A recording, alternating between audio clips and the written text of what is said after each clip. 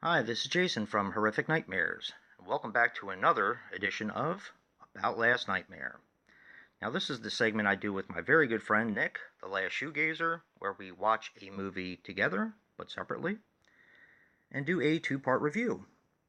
I do part one, which is the facts and figures, and Nick takes care of part two, which is a brief synopsis and our overall take and rating on the film.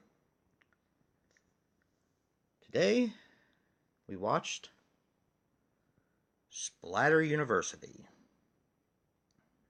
Now, Splatter University is a 1984 film which runs approximately 76 minutes and is directed by Richard W. Haynes.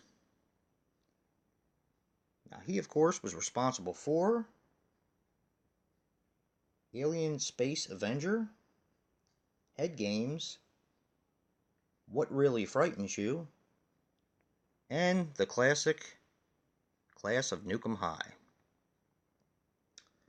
Now, this stars Forber Riley as Julie Parker, Rick Randig as Mark Hammond,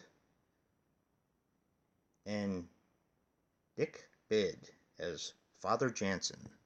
Why do these all sound like porno names? Huh. Yeah, this is an interesting one.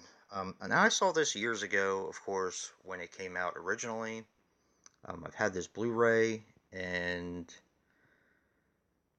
just never got around to watching it. Nick had just gotten it recently, and of course, this has a reversible art cover, and you're going to see actually the other side of it when you watch part two of About Last Nightmare with Nick. But I just remember telling him that I remember this being a little bit better. Yeah, I did see this years ago, probably in my late teens, early 20s. Just remember a overall better movie. Now, this is something I will say. This is the 88 film edition of this. I know they just recently put it out on Vinegar Syndrome. I was kind of disappointed with the transfer on this. So, even though I have had this, this may be my last 88 films purchase. Not really overall that thrilled with their transfers. And we all know that Vinegar Syndrome pretty much knocks it out of the park. Now, on the back, this does say, because I can't read it through the camera, it says brand new 2K scan and restoration from the 16mm interpositives. Yeah, overall, just not impressed with the transfer in that. I don't know if that had a problem with or if that had something to do with the overall feeling of the film. But here is a few interesting facts about the film. Actress Elizabeth Catan, who is featured right here, actually on the poster, does not appear in the film, which I thought was kind of weird. Of course, this is a trauma film, so that's not really that surprising. The school scenes were shot at Mercy College in Dobbs Ferry, New York, during spring break. Forbes Riley, who is the main character, brought her own wardrobe for the film. And this one I thought was kind of interesting. She also realized that there was no checking of the wardrobe as far as like continuity for the film.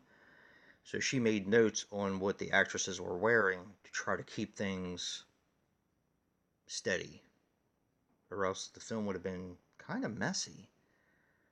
I mean, I do notice clothing. I'm sure a lot of you guys do as well.